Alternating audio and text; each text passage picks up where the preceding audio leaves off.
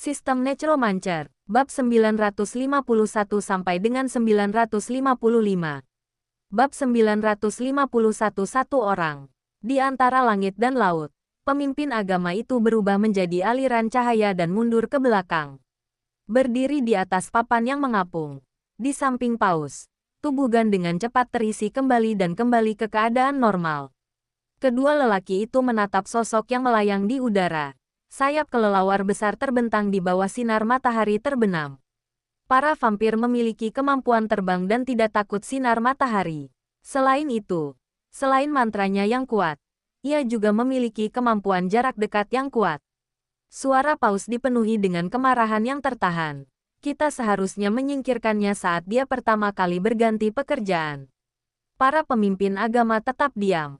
Wu Hengzi menyapukan pandangannya pada mereka berdua. Dan dari pertarungan sebelumnya dia mendapat gambaran kasar tentang gaya bertarung mereka. Seorang paus yang mengucapkan mantra dari jarak jauh, dan seorang pemimpin agama yang menyerang dalam pertempuran jarak dekat. Ini memperlakukannya sebagai bos penjara bawah tanah. Dia dengan cepat melirik lawan, dan memanfaatkan celah ketika lawan mundur untuk mengaktifkan Death Battlefield, dan lingkaran cahaya abu-abu putih menyebar seperti riak. Mayat-mayat yang mengapung di laut, ikan-ikan yang terkena dampak, dan semua makhluk mati di area tersebut semuanya meliuk-liuk dan menggeliat, berubah menjadi mayat. Sambil meraung dan meraung, ia menerkam para pendeta dan dua pahlawan yang tengah berjuang di laut. Sesat, teriak paus, dan sebuah lonceng perunggu emas muncul di sampingnya. Lonceng perunggu lainnya, mata Wu Heng menyipit, paus memukul lonceng perunggu. Dentang, lonceng itu berdentang keras, menciptakan riak-riak di permukaan laut. Pada saat yang sama, mayat hidup tingkat rendah langsung hancur berkeping-keping. Dan para kerangka serta hantu tingkat 20 juga ikut terganggu. Kepala Wu Heng tiba-tiba berdengung. Dia merasa pusing, dan tubuhnya terhuyung saat dia jatuh beberapa meter. Dalam sekejap, dua sinar cahaya keluar dari tangan pemimpin agama itu. Cermin perunggu seukuran telapak tangan itu langsung menarik perhatian saya. Rambut kopi dengan lambang-lambang suci meliliti dahannya. Wu Heng tiba-tiba membeku di udara seperti boneka, dengan rantai berat tergantung di tubuhnya. Pemimpin agama itu berubah menjadi cahaya keemasan dan menyerang. Pedang sucinya menebas dengan kekuatan yang luar biasa. Ia mencibir. Apakah kau layak menjadi musuh kami? Gaya serangannya lebih seperti Ksatria Vatikan, cenderung ke pertarungan jarak dekat dan lebih mahir dalam membunuh. Mirip dengan pertarungan jarak dekat biasa, serangan ini membawa atribut suci gereja. Di bawah cahaya suci yang dipancarkan oleh pedang suci, daging dan darah Wu Heng mulai terbakar seperti api. Aku sudah menunggumu. Wu Heng tiba-tiba berbicara, dan tubuhnya kembali bebas. Tombak itu menghantam, gemboknya hancur, dan cermin perunggu itu meledak. Perkuat kekuatan kehendak langsung melepaskan cermin perunggu dari belenggunya. Hanya menunggu lawan datang. Pada saat yang sama, kekuatan supernatural potensi ledakan dilepaskan. Matanya langsung tertutup darah, dan tubuhnya berwarna merah tua dengan otot-otot menonjol. Pembuluh darahnya menjalar ke seluruh tubuhnya bagaikan jaring laba-laba, dan dia pun mengamuk. Atribut fisik juga meroket dengan cepat. Detik berikutnya, tombak di tangannya menghantam pemimpin agama itu bagai badai. Setiap kali senjata itu mengenai sasaran, ia memicu gelombang udara yang dahsyat, meledak lapis demi lapis. Pada saat yang sama, tubuh pemimpin agama itu kembali kering, dan gerakannya melambat.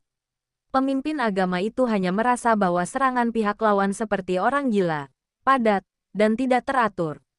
Ini sama sekali bukan pertempuran, melainkan lebih seperti luapan amarah. Geng jalanan. Tubuhnya langsung berubah menjadi 5 klon cahaya keemasan, menghalangi ruang di sekitar Wu Heng dan melancarkan serangan. Dentang-dentang-dentang gelombang, senjata padat melepaskan percikan api dan udara meledak. Ombak meledak satu demi satu, dan semburannya membumbung tinggi ke angkasa. Gelombang itu kembali membentuk garis-garis tipis, berputar-putar dan berkelok-kelok menuju klon di udara.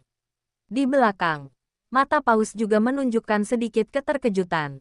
Setelah membunyikan lonceng suci lagi, cahaya suci di sekelilingnya menyala, dan ia siap memberikan dukungan. Engah gelombang, detik berikutnya, Kerangka itu melompat keluar dari air, mencengkeram pergelangan kakinya dengan satu tangan, dan menusuk pahanya dengan belati lainnya. Belati itu diblokir oleh perisai suci. Gelombang. Paus mendengus dingin, menunjuk jarinya dengan santai. Lalu cahaya keemasan melesat keluar. Tubuh Tiao Tiao langsung menukik, dan posisi semula langsung meledak. Pada saat yang sama, kumbang badak kerangka melesat ke arahnya seperti bola meriam. Bang gelombang. Paus menanggapi dengan tergesa-gesa. Dan meskipun ia mempunyai alat peraga untuk membentuk perisai, tubuhnya tetap terdorong mundur oleh kekuatan yang sangat besar. Dua pedang tajam melesat dalam sekejap. Dengan dua suara ding, benda itu mengenai pelindung dada Paus. Hantu. Paus menangkis pedang besi yang datang dan melihat sekeliling. Pada suatu saat, semua pendeta telah meninggal, dan seluruh spons dipenuhi dengan puing-puing yang pecah. Dan rumah tangga pendeta. Pada saat ini, Glenda dengan paksa merasukinya. Setelah beberapa saat teralihkan, kumbang badak, Sanshan, mendekatinya lagi. Memeluk tubuh bagian atasnya dengan tangannya. Menyilangkan kaki di pinggangnya. Membuka mulutnya yang besar dan menggigit kepalanya. Sanshan jelas tidak lemah kekuatannya. Dan dia mampu mengendalikan lawan untuk sementara waktu. Paus diselimuti cahaya suci dan memalingkan kepalanya untuk menghindari gigitan. Sanshan. Tabrakan gelombang. Tiao Tiao melompat keluar dari laut lagi. Menusuk dahinya dengan belati. Paus menendang pencuri itu dan melemparkannya ke belakang. Dan dia pun jatuh kembali ke laut. Kerangka yang mencekiknya langsung terlepas. Dan serangkaian pedang cahaya menyambar. Dan lengan kerangka yang bersinar itu jatuh ke bahu. Cahaya suci itu begitu terang sehingga lengan yang terpisah itu berubah menjadi abu dalam sekejap. Bagian yang rusak juga terkikis oleh cahaya suci. Api jiwa semakin bergetar, dan sebilah pedang raksasa mengembun dari atas kepala, siap menghabisi kerangka di depannya. Pada saat itu, ombak bergolak dan hantu-hantu dirasuki. Pedang raksasa yang jatuh itu berhenti sejenak. Tengkorak mengepakkan sayapnya untuk menghindar. Paus berdiri di atas perahu kayu, menatap kedua tengkorak itu. Kemudian ia melirik ke sekeliling yang kosong dan mencibir. Tiga hantu sedang melakukan ritual penyembunyian. Kau pikir kau bisa menahanku dan menyelamatkan tuanmu dengan cara ini? Hehehe. Aku sudah melihat terlalu banyak makhluk kotor sepertimu. Dan aku bahkan sudah membunuh lebih banyak lagi. Setelah konfrontasi singkat, kedua belah pihak juga melakukan penyelidikan. Baik skeleton maupun ghost telah mencapai level 20, dan atribut mereka tidak buruk. Namun jika dibandingkan dengan pahlawan sungguhan, masih terdapat kesenjangan yang besar, terutama atribut gereja lawan yang menahan mayat hidup. Ketiga hantu itu bergantian merasuki tubuh, dan jiwanya terasa seperti terbakar. Belum lagi tidak mungkin bertahan lama, harta benda pun makin banyak, jiwa sendiri pun akan terbakar jadi abu. Wus. Kerangka itu mengepakkan sayapnya dan menerjang maju lagi. Paus mendengus dingin, dan langit yang dipenuhi lightsaber berkumpul dan melesat ke arah kerangka itu. Di udara, klon atribut cahaya itu tercabik-cabik oleh aliran air, dan pemimpin agama itu pun tiba saatnya untuk terbang ke udara. Tubuhnya jatuh dari langit, dan Wu Heng menukik ke bawah untuk mengejarnya, masih menghantam kepalanya dengan tombak di tangannya. Aku seharusnya membunuhmu saat kau bergabung dengan asosiasi. Pemimpin agama itu murka. Ia telah memperhatikan dengan saksama kecerdasan Wu Heng dan menyaksikannya tumbuh dari seorang ahli nujum yang tak berarti menjadi seorang pahlawan. Sekarang pun mereka sudah datang dengan persiapan. Tapi yang terjadi malah begini. Wu Heng berkata dengan tenang. Pergilah dan temani Paus sebelumnya. Kalian berdua akan ditemani. Hanya kau. Pemimpin agama itu mengayunkan pedang di tangannya lagi, dan proyeksi singa emas raksasa itu meraung dan menerkam. Barang aneh lainnya, tombak Wu Heng menghancurkan proyeksi itu, dan pemimpin agama itu berubah menjadi cahaya keemasan dan melarikan diri ke kejauhan. Ia berdiri diam lagi, dan cahaya suci serta suara-suara Sansekerta muncul bersamaan, memulihkan kondisinya. Saidu, cuma segitu doang yang bisa kamu lakukan. Kamu pasti sudah jadi pemimpin lewat pintu belakang. Wu Heng mencibir. Kelopak mata pemimpin agama itu berkedut. Apa kau benar-benar berpikir kita hanya punya armada ini? Kalau kau keluar sendiri, pulaumu yang hancur akan hilang. Wu Heng memancarkan keyakinan.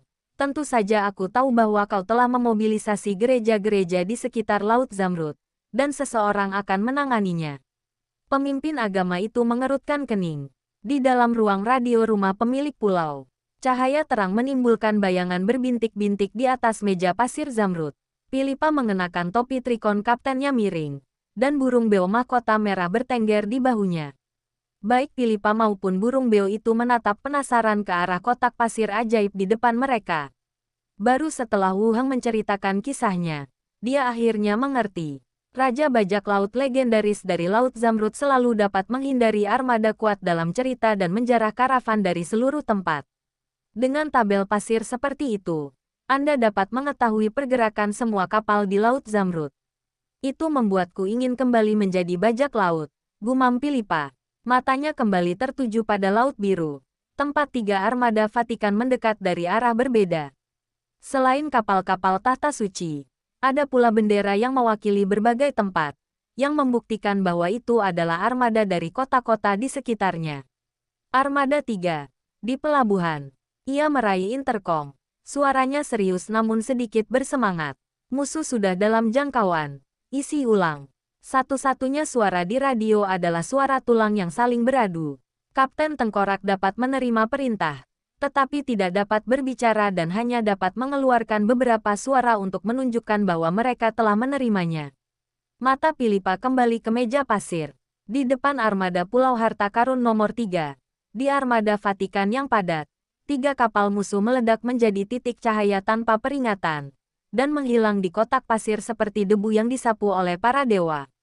Mendekatlah, ia menjilat bibirnya. Biarkan bajingan-bajingan ini melihat dengan jelas siapa yang mengirim mereka ke neraka. Saat armada maju, kapal-kapal musuh di atas meja pasir menghilang satu demi satu. Armada Pulau Harta Karun adalah serangan pengurangan dimensi pada kapal biasa. Armada di kejauhan dapat dikosongkan sebelum pihak lain melihatnya. Semua kapal musuh telah menghilang.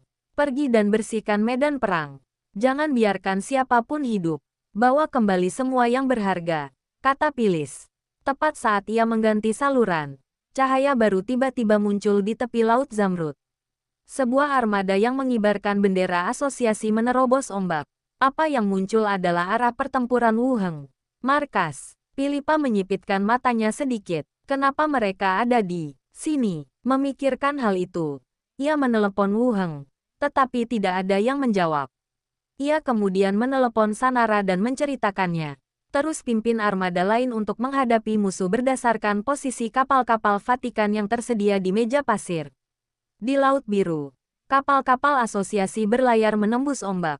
Teruslah melaju. Claudio, penyihir elf berlambang bintang dan bulan yang tersulam di jubahnya sekaligus pemimpin masyarakat Hongwen, memberi perintah dengan lantang. Para awak kapal menanggapi dengan keras, berlari turun dan mulai sibuk. Pemimpin perkumpulan Hongwen berjalan menuju dek. Angin laut berhembus pelan di ujung jubahnya. Seorang pemburu berjanggut tebal, pemimpin kurcaci, juga berdiri di haluan. Mata pemimpin kurcaci itu menyipit. Menurutmu, apa kita bisa menemukan Wu Heng hidup-hidup jika kita bergegas? Kita sama-sama tahu bagaimana orang-orang di Vatikan memperlakukan orang-orang sesat. Pemimpin elf itu berpegangan pada tepi pagar dan berkata, mungkin kali ini, kita akan mendapat kejutan lagi. Mempercepat sedikit ternyata tidak buruk. Hah, jenggot pemimpin kurcaci itu berkedut. Kau gila mempelajari teks-teks kuno. Apa kau benar-benar berpikir dia akan hidup begitu kita sampai di sana? Kecuali dia tahu sebelumnya dan kabur lebih awal. Itu masih mungkin. Pemimpin elf itu tersenyum dan berkata, bagaimana kalau kita bertaruh? Kurasa dia akan bertahan sampai kita tiba. Pemimpin kurcaci itu bersemangat. Bertaruh. Dengan asumsi dia tidak kabur dan berhasil sampai kita tiba. Kau menang kalau dia masih hidup. Ayo bertaruh pada barang langka. Aku akan bertaruh pada kompas bintang-mu. Pemimpin elf itu mengangguk. Jika aku menang, inti cair kesayanganmu akan menjadi milikku. Takut padamu? Tanya pemimpin kurcaci itu dengan nada berat. Sejak dia bergabung dengan asosiasi, markas ini tidak pernah sepi. Wajar saja menjadi pahlawan secepat itu. Meskipun agak tidak biasa, pemimpin elf itu tidak peduli. Kau begitu mendukungnya. Dan ketika dia meninggal, itu mungkin akan menimbulkan ketidakpuasan dari gereja. Apakah itu sepadan? Lanjut si kurcaci. Pedang keadilan mudah dipahami. Karena dia mewarisi gelar ini, dia harus bersikap adil dan menjaga situasi secara keseluruhan. Namun para pemimpin masyarakat Hongwen, yang mengabdikan diri pada akademisi dan penelitian, sebenarnya sangat mendukung Wu Heng. Itu agak aneh. Saya mengundangnya untuk bergabung dengan masyarakat Hongwen. Lanjut pemimpin peri itu. Dan saya merasa dia memiliki beberapa kesamaan dengan peristiwa yang tercatat dalam beberapa buku kuno. Si kurcaci mendengus berat. Itu dia. Asosiasi ini selalu mengadakan rapat. Menyebalkan sekali. Peri itu melanjutkan. Apakah kau ingin bertaruh pada taruhan yang baru saja kusebutkan? Pemimpin kurcaci itu mengelus jenggotnya dan berkata, bertaruh. Kalau kau mau memberiku barang langka, aku akan melakukannya. Laut telah menjadi neraka. Puing-puing kapal tenggelam dan mengapung di air laut yang mendidih. Papan-papan kayu berasap. Dan mayat-mayat berubah menjadi kabut berdarah akibat kejadian tersebut. Seluruh wilayah laut naik seperti air mendidih. Dan bahkan udara pun terdistorsi oleh suhu tinggi. Pemimpin agama itu tergantung di udara. Dengan cahaya suci menutupi seluruh tubuhnya seperti baju zirah. Ia menatap Wu Heng. Seringai sinis tersungging di wajahnya. Menurutmu, apakah ini fondasi tahta suci? Sebelum dia selesai berbicara, ledakan. Paus tiba-tiba menyerang dalam bentuk cahaya keemasan. Jubah bagian atas tubuhnya robek berkeping-keping, memperlihatkan tubuh yang dipenuhi tato suci. Luka di dadanya yang ditinggalkan oleh pembunuh kerangka itu sembuh dengan kecepatan yang terlihat oleh mata telanjang. Kita tidak bisa menahannya. Jiwa Glenda berfluktuasi hebat, dan suaranya dipenuhi kecemasan yang langka. Xiao Xiao dan Benny juga lemah jiwa dan raga. Kedua kerangka itu juga tersandung dan terbang mundur. Cangkangnya yang berkilau hancur, lengannya hilang, dan hanya separuh tanduk megahnya yang tersisa. Kaki kiri dan lengan kanan Tiao Tiao hilang, dan pelindung tulangnya ditutupi retakan seperti jaring laba-laba. Setelah membayar harga yang sangat mahal, Wu Heng tidak membunuh siapapun terlebih dahulu. Glenda, kalian kembali dan istirahat dulu, kata Wu Heng. Ini dan Benny terbang kembali ke tubuh mereka. Sementara Glenda berkata, aku baik-baik saja. Aku akan membantumu berjaga. Kau akan baik-baik saja jika tidak ikut pertempuran. Baiklah. Jangan impulsif. Aku yakin, kata Wu Heng. Oke, Glenda mengangguk. Pada saat ini, Paus dan pemimpin agama tiba-tiba terbang menuju satu sama lain. Tubuh kedua orang itu tampak meleleh dan berubah menjadi cahaya keemasan murni, menyatu di udara. Ketika cahaya memudar, sosok baru berdiri di udara. Seluruh tubuh sosok itu tampak terbuat dari emas, dengan 6 pasang sayap di punggungnya, dan hanya sepasang mata putih bersih di wajahnya yang tidak berbulu dan tidak memiliki alis. Kekuatan ilahi yang mengerikan menyapu seperti tsunami, dan air laut di bawahnya ditekan menjadi depresi dengan diameter setengah meter. Wu Heng tiba-tiba teringat apa yang dikatakan Lilith dengan santai. Pemimpin agama dan Paus adalah orang yang sama. Mungkin orang yang sama. Bab 952 Pertempuran. Tempat tinggal Sanara. Seiring berjalannya waktu, para pedagang kaya dan berkuasa yang tetap tinggal mulai bersikap curiga dan gelisah. Setelah Vatikan tiba di pulau itu, apakah kami akan dianggap kaki tangan? Ini adalah pemenjaraan, bukan perlindungan sama sekali. Sanala bilang dia melindungi kita, tapi kurasa dia ingin menyeret kita bersamanya. Semakin banyak orang bergabung dalam percakapan, dan semua orang di ruangan itu mulai merasa cemas. Namun beberapa orang masih tetap diam. Ini kediaman Sanara, ada makanan dan minuman lezat di sini. Sekalipun kau pergi keluar, tetap saja ada kerangka di mana-mana, kecuali kau benar-benar bisa meninggalkan pulau ini. Dibandingkan tinggal di sini, mereka lebih khawatir tentang apa yang dikatakan Sanara. Tahta suci melancarkan perang suci. Jika tahta suci benar-benar menyerang pulau ini, semua orang akan mati. Mereka berharap Treasure Island dapat terus eksis. Tapi bagaimana ini mungkin? Apa yang kalian perdebatkan? Kalau pelabuhan ditutup, siapa yang bisa keluar dari sini? Tanya seseorang. Orang yang awalnya menyerukan tindakan melanjutkan. Kita tidak bisa hanya menunggu seperti ini. Kita bisa menemukan cara untuk menyelamatkan diri. Wilayah pesisir Treasure Island cukup luas. Mungkin kita bisa pergi. Apakah Anda benar-benar berencana menunggu Vatikan datang? Makin banyak orang yang terbujuk dan berteriak dengan riuh. Sanalah. Ayo kami berangkat segera. Semakin banyak orang menentang, semakin percaya diri setiap orang. Saat mereka sedang mengobrol, seseorang mendorong kerangka penjaga pintu, dan perutnya terhantam gagang pedang prajurit kerangka itu. Ia meringkuk di tanah dan mengumpat keras. Area lantai 2, Sanara dan tetua kelima, yang memiliki lingkaran hitam di bawah matanya, duduk di kursi dan berbicara tentang Pulau Harta Karun.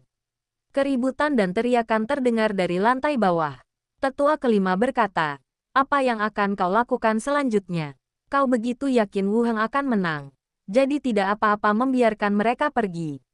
Membiarkan mereka keluar hanya akan berujung pada hal-hal buruk. Sanara meletakkan cangkir tehnya. Porselennya berdenting di atas meja kayu cendana. Ini Pulau Harta Karun. Para pedagang yang panik mungkin bahkan tak sanggup menunggu serangan Vatikan. Tetua kelima tersenyum dan berkata, aku belum pernah melihatmu memperhatikan perihutan dengan begitu cermat. Sanela berkata dengan tenang.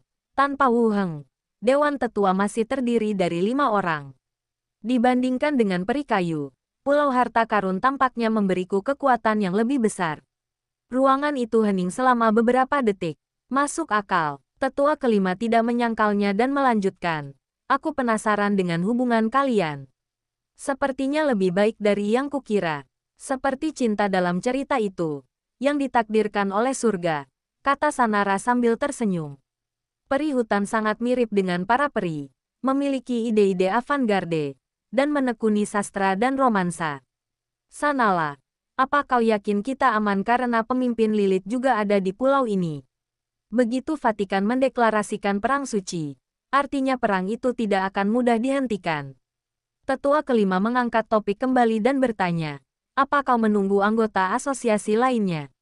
Sanara mengerutkan kening tanpa sadar, lalu melirik ke arah tangga tempat teriakan dan umpatan itu berasal. Ia berkata, penatua itu pintar. Semuanya sudah diatur. Pada akhirnya, semuanya hanya duduk dan bernegosiasi. Bagaimana mungkin para pahlawan dengan mudah memulai perkelahian?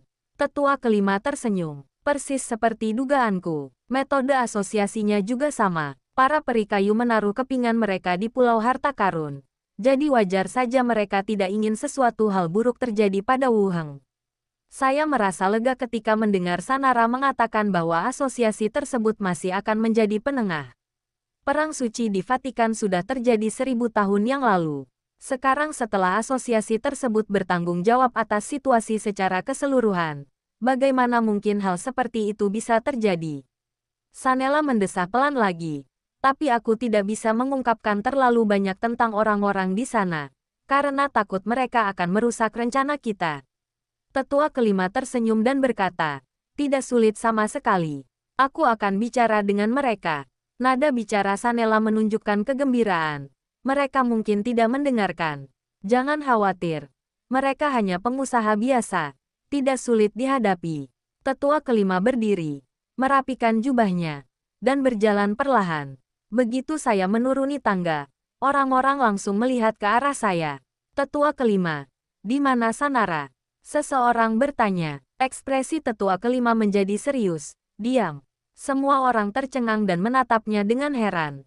Seseorang berkata, penatua kelima, gereja telah tiba di pulau ini. Jika kita tetap di sini, kita akan mendapat masalah. Kau mewakili peri kayu, jadi kau harus berpikir dengan hati-hati. Tetua kelima duduk di samping. Ekspresinya tenang. Kenapa panik? Hanya karena Sanara dan aku belum pergi. Artinya semuanya baik-baik saja. Tidak akan ada perang. Lihat betapa takutnya kau. Aula itu menjadi sunyi dalam sekejap. Tidak bisa bertarung. Informasi apa yang dimiliki tetua kelima? Seseorang bertanya dengan ragu-ragu. Tetua kelima duduk di samping dengan ekspresi santai. Kalian semua berteriak-teriak ingin pergi sekarang. Apa kalian tidak takut Ketua Wu Heng akan kembali dan menyelesaikan masalah kalian setelah ini selesai? Orang-orang yang berdiri saling memandang dan kemudian duduk kembali di tempat duduknya satu demi satu. Penjara bawah tanah. Di dinding batu yang lembab, beberapa lampu dinding memanjangkan bayangan manusia. Pembawa panji, Elinor, mengenakan jubah berdebu. Rantainya berderak mengikuti gerakannya. Aku tidak melakukan apapun yang membahayakan Pulau Harta Karun. Kalau memang begitu, tolong ungkapkan. Jangan limpahkan tekanan gereja kepadaku. Kenapa kau begitu bersemangat? Aku belum memberitahumu apa yang kau lakukan. Envier duduk di kursi kayu di luar kandang besi, dengan beberapa kerangka tegak di belakangnya. Berhenti, berpura-pura. Bukankah ini yang kau maksud ketika kau menyebutkan keamanan Pulau Harta Karun di depan semua orang di asosiasi? Kata pembawa bendera dengan marah. Envier mengangkat alisnya, tetapi tidak berkata apa-apa lagi. Ia malah mengambil ponselnya dan duduk di samping untuk menonton. Pembawa bendera menyipitkan mata. Apa kau tidak curiga padaku? Tanyakan saja apapun yang ingin kau tanyakan.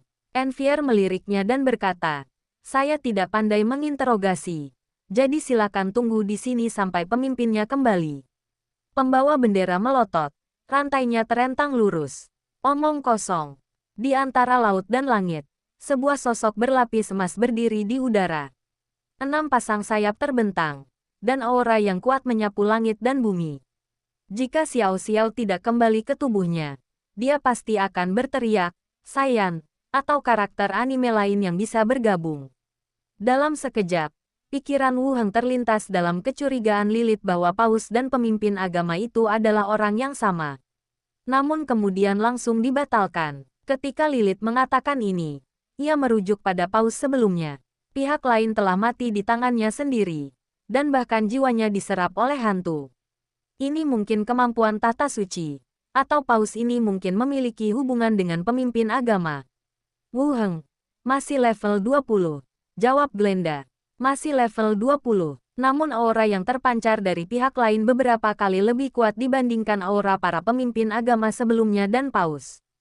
Jika pahlawan merupakan level tertinggi di dunia ini, maka perpaduan paus di hadapannya juga merupakan puncak pahlawan. Bahkan ketika dia bertemu pahlawan terkuat, naga, dia tidak merasa begitu terancam. Aku pernah baca di buku kalau dia bersayap dan merupakan seorang pendeta yang tercatat di Vatikan. Suara Granda terdengar di telingaku. Wu Heng mengangguk. Yang paling penting adalah bahwa hamba dewa di depannya benar-benar menumbuhkan sayap. Salah satu alasan utama mengapa saya mampu menekan lawan saya sebelumnya adalah karena saya bisa terbang bebas di udara. Lawan, meskipun dia pahlawan, hanya memiliki kemampuan terbang untuk waktu yang singkat. Anda dapat memanfaatkan ketidakmampuan lawan untuk mendarat dan menghitung perbedaan waktu untuk melancarkan serangan. Sekarang pihak lain juga memiliki kemampuan untuk terbang, yang jelas memiliki lebih banyak sayap daripada miliknya. Kematian adalah satu-satunya keselamatanmu. Hamba dewa itu berbicara dengan santai. Suaranya agung dan sakral. Saat ini, ia tampak bukan lagi manusia, melainkan dewa yang benar-benar agung dan perkasa. Bermain trik, Wu Heng mencibir, jahat dan pemberontak. Raungan amarah hamba dewa itu bagaikan guntur yang meledak dari langit, ditujukan kepada Wu Heng. Dalam sekejap, seluruh langit berubah menjadi makam pedang emas. Puluhan ribu lightsaber mengunci Wu Heng dengan suara berdentang. Teks suci yang mengalir di pedang menerangi langit malam seterang siang hari. Mata Wu Heng menyipit, dan tombak di tangannya juga menunjuk ke depan. Bangkit, dengan teriakan nyaring, sebuah pemandangan terbalik muncul, dan tetesan air yang tak terhitung jumlahnya naik dari laut. Setiap tetes air berubah menjadi anak panah air yang tajam dan melesat ke atas. Ledakan, ledakan, ledakan, badai unsur yang terus-menerus meledak di udara, dan gelombang kejut menekan depresi ke permukaan laut. Di saat cahaya dan kegelapan berganti, sosok hamba dewa tiba-tiba menjadi kabur, dan sosoknya diiringi angin kencang. Sosoknya tetap di tempat semula, tetapi tubuh aslinya telah muncul di samping Wu Heng. Perasaan bahaya Wu Heng memungkinkan dia untuk menyadari niat pihak lain sebelumnya, dan dia melepaskan teknik teleportasi dan menghilang. Ledakan gelombang, hamba dewa itu mengayunkan pedangnya, seketika membelah ombak setinggi beberapa meter. Sebelum ombak naik, pengejaran hamba dewa telah tiba. Wu Heng dengan santai menunjuk jarinya, dan pakaian pada hamba dewa itu langsung menjadi hidup. Kerah yang disulam dengan benang emas dililitkan ke leher, ikat pinggang dililitkan di pergelangan kaki, dan celana dikencangkan dan diangkat di selangkangan. Keterampilan objek animasi mantra yang tidak memiliki kekuatan tempur langsung tetapi dapat mengganggu lawan dalam pertempuran. Paus dan para pemimpin agama digabungkan, tetapi pakaiannya tetap dipertahankan. Itu jelas bukan pakaian biasa. Pada saat yang sama, daging dan darah di tubuh hamba dewa itu cepat menyusut. Kulitnya keriput, tetapi kemudian cepat terisi kembali. Lagi dan lagi.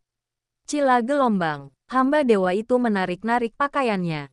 Dan kerangka itu melesat bagai bola meriam dari samping. Dengan tanduknya yang patah menunjuk ke arah hamba dewa itu. Bang gelombang, dengan satu tendangan. Sanshan terlempar seperti bola meriam dan jatuh ke laut. Wu Heng melepaskan potensi peledak dan zirah heratolitik secara bersamaan. Dan sosoknya melintas di depan lawan, menebas kepalanya dengan tombak di tangannya. Dentang gelombang, senjata-senjata saling bertabrakan. Gelombang udara meledak, dan lingkaran cahaya pada pedang suci hancur. Wu Heng juga merasakan kekuatan besar memantul darinya. Dan daging serta darah di seluruh lengan kanannya meledak. Dan kemudian dengan cepat beregenerasi di bawah perlindungan heretic armor. Kedua sosok itu terus bertabrakan dan terpisah seperti meteor. Setiap kali pedang suci diayunkan, permukaan laut terbelah seolah-olah oleh bilah pedang raksasa tak kasat mata, menampakkan jurang sedalam puluhan meter yang tidak dapat ditutup dalam waktu lama. Sihir air Wu Heng berubah menjadi tornado air yang berbenturan dengan pedang cahaya emas di udara, menciptakan lingkaran badai unsur. Pedang panjang hamba dewa itu menghancurkan panah air yang ditembakkan ke selangkangannya, dan cahaya keemasan tiba-tiba bersinar di matanya. Sebuah fatamorgana keemasan muncul di langit, dan para pendeta yang tak terhitung jumlahnya berdiri di aula megah, membentuk paduan suara. Nyanyian suci Buddha menggetarkan ruangan seolah-olah nyata. Kedua kerangka penyerang itu terhalang dan api jiwa mereka berkedip-kedip. Berdengung gelombang. Wu Heng merasa kepalanya seperti terbentur keras, dan semua yang ada di depan matanya berubah menjadi putih. Hamba dewa itu mendekat seperti hantu, memegang pedang tinggi di atas kepalanya, memancarkan cahaya. Glenda tiba-tiba muncul, mengarahkan jarinya ke dahi sang hamba dewa, dan mencoba melepaskan ilusi. Pedang suci hamba ilahi itu menangkis, dan api keemasan menebas ke arah hantu itu di sepanjang bilah pedang. Glenda buru-buru menghilang ke dalam kehampaan. Api jiwanya masih meredup karena terbakar. Telapak tangan berlapis emas yang dingin mencengkeram tenggorokan Wu Heng, dan api suci mengalir ke pembuluh darahnya melalui 5 jarinya. Tulang leher berderak, dan lapisan keratin pada permukaan kulit beregenerasi secara gila-gilaan dan terus-menerus terkarbonisasi. Wu Heng tiba-tiba mengerahkan tenaga dan dengan paksa membuka paksa tangan yang mencekik lehernya. Saat lawannya tertegun, tombak perunggu itu menusuk dada lawannya. Hamba dewa mengayunkan tangannya dengan santai, dan tubuh Wu Heng terbang seperti bola meriam dan menghantam karang di belakangnya seperti bola meriam. Batuk-batuk, Wu Heng bangkit dari reruntuhan dan segera memperbaiki tulang keringnya yang terkilir. Sinar cahaya pedang melesat keluar dan menembus tirai air berbentuk setengah lingkaran, menimbulkan riak-riak yang diimbangi sepotong demi sepotong. Hamba dewa itu melayang dengan anggun di udara. Kulitnya terus-menerus berkerut dan pulih. Penghujat, kau akan menerima hukuman yang pantas. Suara hamba dewa itu tiba-tiba bergema 2 kali. Hukuman. Dewa, langit tiba-tiba menjadi terang benderang. Pedang suci raksasa yang membentang 100 meter menembus awan. Sebelum pedang itu tiba, permukaan laut secara otomatis terbelah menjadi jurang yang dalam. Adegan ini bahkan lebih mengerikan daripada ketika Paus sebelumnya menggunakannya. Teks-teks suci yang pekat dan padat mengalir di permukaan pedang, terlihat jelas. Di kejauhan, kapal-kapal asosiasi. Di ujung Laut Biru, pedang cahaya keemasan menembus langit dan bumi, merobek retakan keemasan di malam yang gelap. Sekalipun mereka terpisah puluhan mil, kekuatan agung itu tetap membuat hati para anggota elit asosiasi Dide bergetar. Apa itu? Pedang raksasa emas adalah hukuman ilahi Paus. Di kapal asosiasi itu, terdapat anggota elit asosiasi, termasuk banyak cendekiawan dari perkumpulan Hongwen. Meskipun saya belum pernah bertemu langsung dengan mereka, mereka tercatat dalam berbagai buku. Pada titik ini, hanya dengan pandangan sekilas, Anda dapat mengenalinya sebagai keterampilan paus. Apakah pertarungannya sudah dimulai? Dan pahlawan manusia termuda, Bang Gelombang. Pintu kabin terbuka lebar. Pemimpin kurcaci itu bergegas keluar terlebih dahulu, berjalan ke haluan dan melihat ke depan, dengan ekspresi ngeri di wajahnya. Kemudian, pemimpin peri mengikutinya dari dekat. Matanya juga dipenuhi keterkejutan. Mereka masih bertarung. Mungkin, dia benar-benar bisa mengejar. Tetapi itu juga tergantung pada apakah Wu Heng dapat bertahan dari serangan ini. Deknya tiba-tiba miring dengan keras. Pelaut di menara pengawas tiba-tiba berteriak, ombak datang. Perahu itu berguncang hebat, dan semua orang memegang apapun di sekitar mereka untuk menyeimbangkan diri. Pemimpin kurcaci itu berdiri terpaku di tanah, tak bergerak, dan berkata, "Aku pernah ke Pulau Harta Karun." Menurut rencana perjalanan, pertempuran terjadi sebelum mencapai Pulau Harta Karun. Mereka tidak akan bertempur di laut, kan? Tetua peri menyipitkan matanya. Maksudmu Wu Heng yang berinisiatif keluar menemui kita? Apakah Lilith tidak pergi? Bagaimana mungkin? Bahkan jika Lilith tetap tinggal, dia hanya akan mencegah kedua belah pihak bertarung, kata pemimpin elf itu. Si kurcaci mengerutkan kening dan berkata, apakah orang ini gila? Dia mencegat dua pahlawan di laut. Lalu ia melirik pedang raksasa yang perkasa itu dan berkata, ingat taruhan kita. Kau tak boleh mematahkannya. Jelas, mereka tidak menyangka Wu Heng bisa bertahan hidup di bawah pedang raksasa ini. Pemimpin elf itu mengabaikannya dan berbalik untuk mendesak, berlayar dengan kecepatan penuh. Lebih cepat, bab 953 hanya satu orang tersisa. Pedang cahaya Tongtian berangsur-angsur mengeras menjadi entitas padat, dan rantai suci yang melilit badan pedang menimbulkan suara benturan logam. Seluruh wilayah lautan mendidih di bawah kekuatan ilahi. Mati di bawah hukuman ilahi adalah pengampunan terbesar bagimu. Suara hamba ilahi itu begitu halus dan ilahi. Dan terdengar pula kegembiraan karena balas dendam akan segera terlaksana. Wu Heng bangkit dari seorang pria kecil yang tidak berarti menjadi seorang pahlawan dengan kecepatan yang sulit mereka pahami. Ia bagaikan duri dalam hati Vatikan, menolak untuk patuh, menolak untuk mengakui kekalahan, dan bahkan berani mengirimkan foto telanjang para pemimpin agama ke kantor pusat. Yang lebih menakutkan adalah dia memulai suatu sekte. Kalau saja orang lain, pahlawan lain, tahta suci tidak akan begitu cemas. Tapi dia Wu Heng. Jadi orang-orang harus khawatir. Sekalipun pendeta wanita itu tidak mati kali ini, perang suci pasti sudah dimulai. Dengan dikalahkannya para dewa dan hancurnya agama, Treasure Island tidak akan ada lagi. Tiup gelombang tiup, dua bayangan hitam tiba-tiba muncul dari air. Tangan mereka yang bertulang patah mengayunkan cakar mereka, dan tanduk mereka yang patah melesat ke depan seperti bola meriam. Wu Heng berteriak dengan suara berat, lari. Kerangka itu berbelok tajam di udara dan terbang ke dua arah, dengan cepat membuat jarak di antara mereka. Pedang cahaya itu sangat kuat, dan energi pedangnya melesat menembus langit. Air laut mendidih dan menguap di bawah hukuman ilahi, dan kulit Wu Heng terkelupas seperti arang. Pikirannya dengan cepat memikirkan cara untuk mengatasinya. Ketika saya keluar, saya meramalkan hasil dari dua pahlawan dari tahta suci, dan itu adalah Xiao Ji. Bagaimanapun, kita punya keunggulan. Tetapi situasi saat ini jelas berbeda dari apa yang saya harapkan. Dengan lambaian tangannya, gerbang cahaya teknik mansion muncul di permukaan laut. Saat gerbang batu terbuka, laras senapan menyesuaikan sudutnya. Bunuh! Teriak hamba dewa itu sambil menebas dengan pedang raksasanya. Murid Wu Heng tiba-tiba menyusut, dan Summon Rain of Arrows langsung ditambahkan. Sementara dia berteriak, api! Ledakan gelombang, peluru-peluru itu beterbangan ke langit, menciptakan awan api, tetapi tetap tidak dapat menghentikan jatuhnya lightsaber yang tajam itu. Hamba Tuhan itu sama sekali tidak meremehkan musuh. Ia bersembunyi di balik pedang raksasa dan menghindari bombardir peluru artileri. Wu Heng, apa yang harus kita lakukan? Tanya Glenda dari samping. Mata Wu Heng menyipit.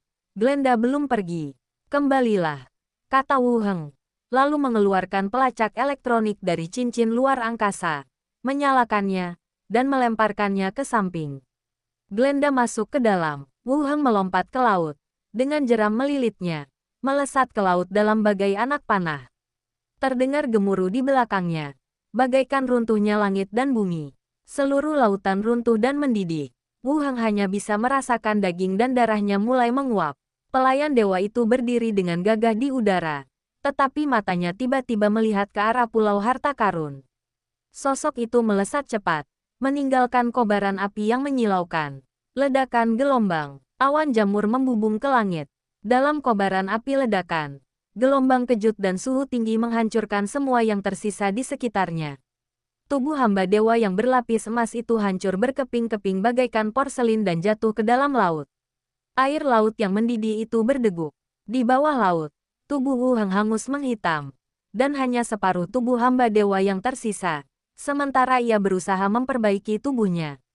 Tubuh hamba dewa itu kembali memiliki kaki dan satu lengan, lalu berubah menjadi aliran cahaya dan menyerbu ke arah Wu Heng. Keduanya berjarak 100 meter ketika Wu Heng tiba-tiba membuka matanya. Tombak perunggu yang dipegangnya erat-erat mengaduk air laut dengan hebat.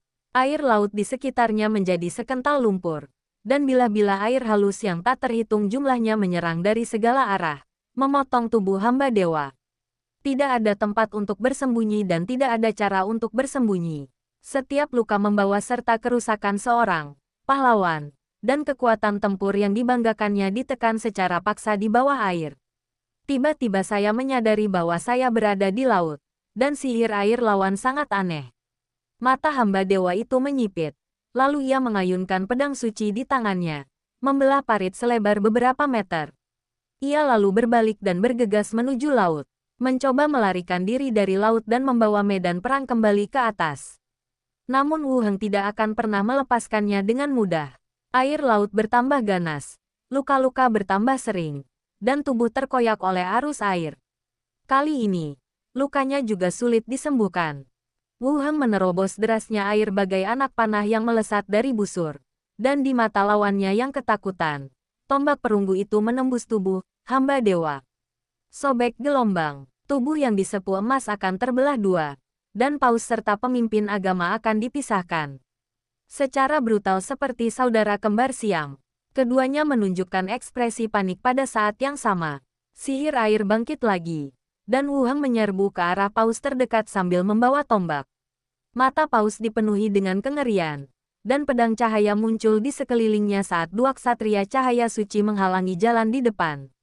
Wu Heng bahkan tidak melambat. Pedang cahaya itu hancur oleh bilah air. Tombak itu menyapu, dan bayangan keemasan itu meledak seperti kaca. Melihat Wu Heng seperti orang gila, dia berenang melawan arus tanpa mempedulikan apapun, seolah-olah dia telah melihat hantu. Mata air menyembur keluar, mematahkan anggota tubuh paus, dan tombak perunggu menembus alisnya dengan tepat. Jiwa itu berjuang untuk melepaskan diri, berteriak pada pemimpin agama di kejauhan, dan terus melarikan diri. Pikiran Wu Heng bergerak, dan tiga hantu terbang keluar dari tubuhnya dan menerkam hantu yang melarikan diri. Menabrak, di seberang, pemimpin agama itu bergegas keluar dari laut dan menatap kakinya dengan ngeri. Bahkan tanpa menoleh ke belakang, ia dapat dengan jelas melihat apa yang terjadi di belakangnya. Paus meninggal di sini lagi, dan dua pemimpin menyerangnya bersama-sama. Kemudian, sosok di dasar laut semakin jelas. Orang gila ini, dengan suara keras, Wu Heng keluar dari air, terbang ke langit dan kemudian jatuh kembali ke laut. Melihat sayapnya rusak dan ia kehilangan kemampuan terbang, pemimpin agama itu berhenti berlari dan berdiri di udara, menatapnya. Kau tampak sangat malu berbaring di sana. Aku masih suka tatapan pemberontakmu saat datang ke sini.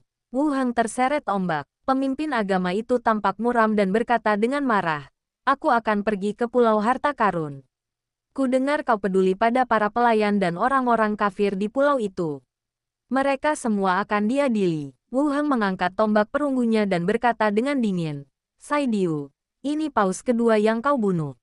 Apa kau tidak ingin membalaskan dendamnya? Ayo bertarung lagi. Aku akan memberimu satu tangan. Kau masih tidak berani. Kalau begitu aku tutup mata saja. Oke." Sambil berkata demikian, dia menaruh tangan kirinya di belakang punggungnya. Kelopak mata pemimpin agama itu berkedut, dan kebencian di matanya semakin kuat. Wu Heng, yang paling kusesalkan adalah membiarkanmu hidup sampai hari ini, dan juga mendengarkan nasihat orang-orang di asosiasi dan tidak langsung membunuhmu. Wu Heng menatapnya dengan dingin, mencoba mempercepat pemulihan tubuhnya, tetapi luka di punggungnya adalah yang paling serius. Butuh waktu beberapa lama bagi sayap untuk pulih, dan karpet terbang dapat digunakan untuk transportasi, tetapi sulit untuk menggunakannya dalam pertempuran. Pemimpin agama itu menyipitkan mata ke arah sayapnya dan berkata perlahan, "Waktunya hampir tiba. Aku akan pergi ke Pulau Harta Karun.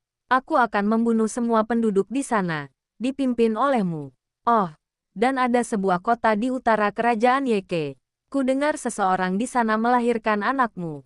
Kerajaan Yeke dan gereja setempat sudah mengirim pasukan, jadi kita akan segera mendapatkan hasilnya."